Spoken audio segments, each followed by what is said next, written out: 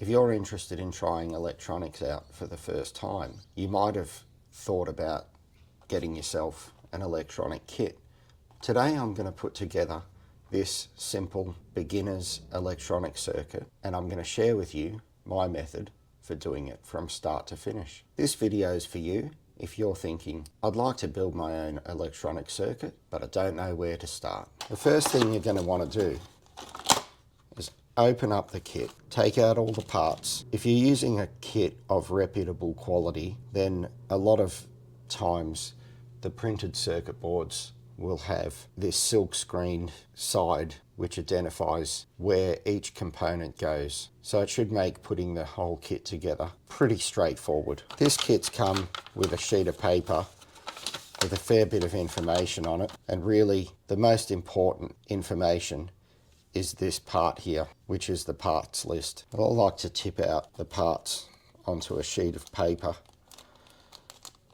which gives me plenty of contrast so it's easy to see all of the pieces. It's a good idea to group your pieces by type, and the easiest way to do that is basically by appearance. If they look roughly the same, there's a good chance they're going to be fairly similar in function. That'll get you a part of the way toward identifying all of the parts, but not all of the way. And if you've never done this before, it could be a little bit overwhelming, but you can use a process of elimination to identify some of these things, but I'll help you out here. This particular parts list has broken down all of the parts into resistors, capacitors, semiconductors, and hardware miscellaneous. Resistors is the longest list and most complex. Semiconductors is the shortest and simplest, and capacitors is in between. And then the hardware miscellaneous, that one has a whole bunch of different things, so they're really going to be pretty easy to identify. So I'm going to do the miscellaneous one first. Tick it off as you go. Well, there's only 3 semiconductors on here. There's one diode, so that's the 1N4004. And there's 2 transistors. I'm having difficulty reading the writing on those transistors. Here's a little trick you might want to use. I don't know if you're going to be able to see this on camera, but it's quite clear to me that that transistor there is the 548.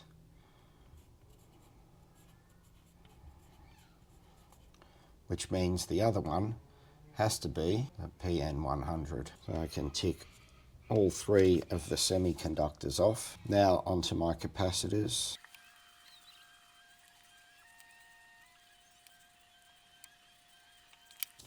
That's all my capacitors accounted for. Now it's just the resistors which are left. My identification chart shows me the color codes here.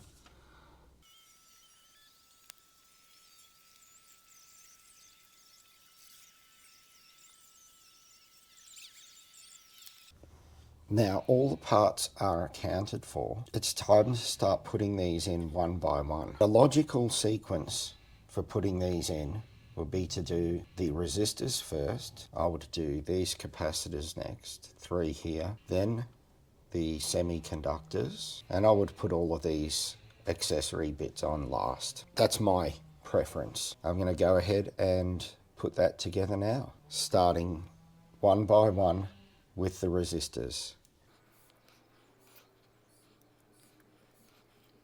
You'll see as I solder here that the first thing I do is I wet the soldering iron with a bit of solder. I then try and get that drop of solder to transfer, to touch both the pad and the wire, to transfer the heat into both, and then allow the solder to wick across onto both of those parts, hopefully adhering to both of them and then making a great join. Each step of the way I clip off the tails to keep them out of the way for the next component. And I'm taking my time to make sure I put each resistor in its correct slot, particularly when there are 3 resistors with similar values. It would be very easy to mix those 3 resistors up. You'll see when I solder that I'm keeping the iron fairly flat and I'm touching a little bit of solder onto the iron. I'm bringing the tip in to touch both the wire and the pad, touching the solder to the iron and letting it pull onto the joint.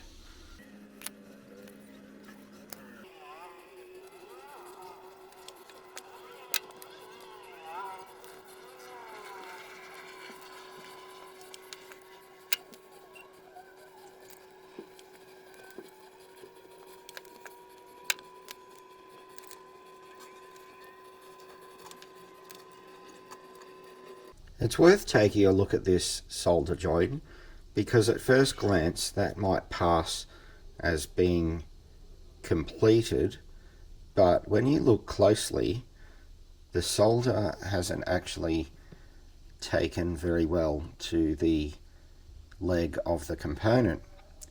It's sort of taken fairly well to the printed circuit board, but has not adhered well to the leg. This is what would be commonly called a dry joint, and this needs to be resoldered. Okay, the next parts I said I would do are the ceramic capacitors.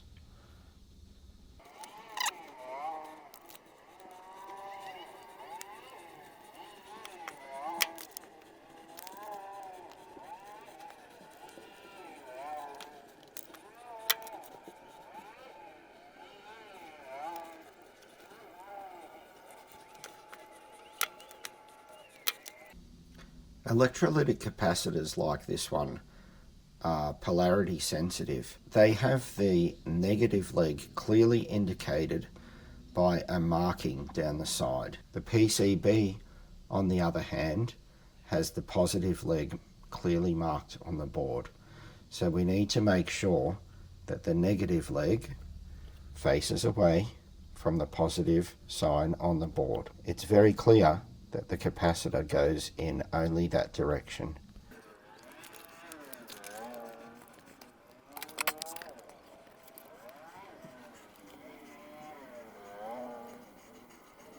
This is another very easy mistake to make when you're soldering a kit together like this. I've accidentally joined the 2 legs of this component together. And it's nothing to get stressed out about because de-joining them should be as easy as getting the soldering iron back in and wicking off some of the solder, and you should find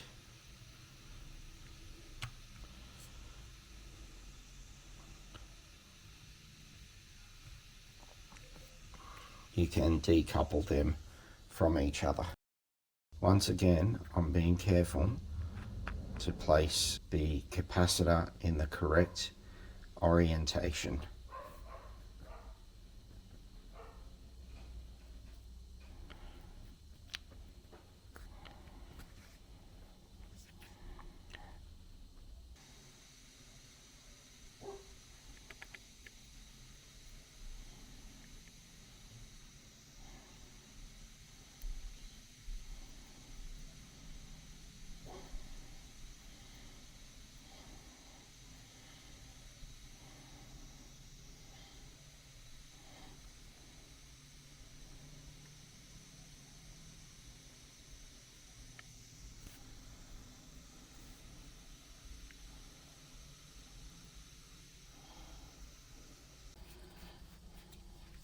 Next, I'm going to put my 1N4004 diode.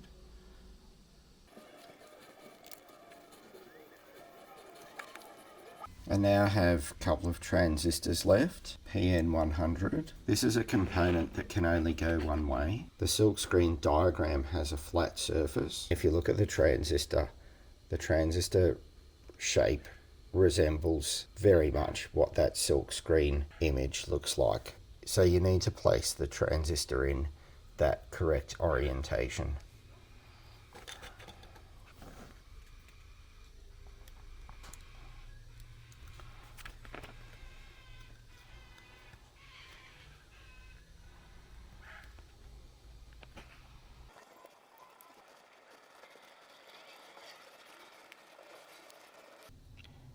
This variable capacitor also only goes in one way. It's marked with a flat on the PCB. There's a flat side to the variable capacitor. It is important to pay attention to the orientation of polarity sensitive components like this. This join here also looks like a bit of a dry join, although it looks fairly good from this side. From this side, it doesn't look like it's taken to the leg of the capacitor, so it is worth giving that another go.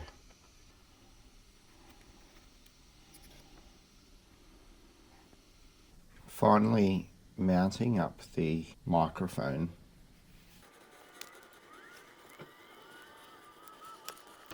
There's not really much left to do except for the installation of the pins.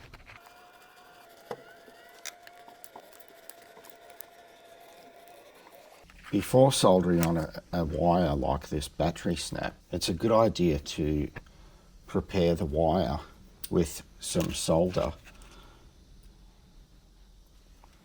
This is called tinning.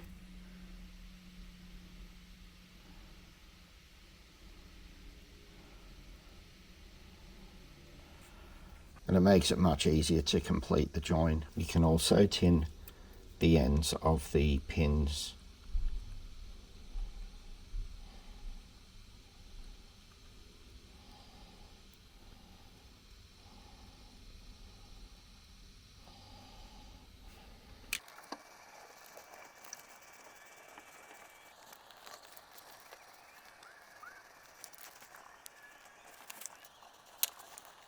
This PCB calls for a link here. This could catch you out because there's no component called link supplied in the kit. But what has to happen here is a little bit of wire needs to be soldered in between those 2 points of the circuit board. And an easy way to do that is to use the tails of one of the components that has been removed. It can be bent into shape and then soldered into position.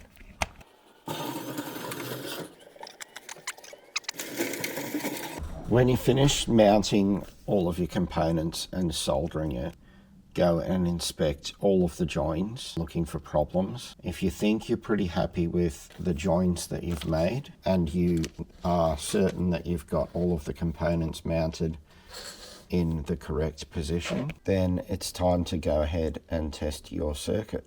And I'm just using this USB receiver that I got off Amazon, and it works with USB SDR, which you can download for free. I've got my little FM transmitter kit plugged in to the 9-volt battery, and I'll just start seeing if I can tune that signal now.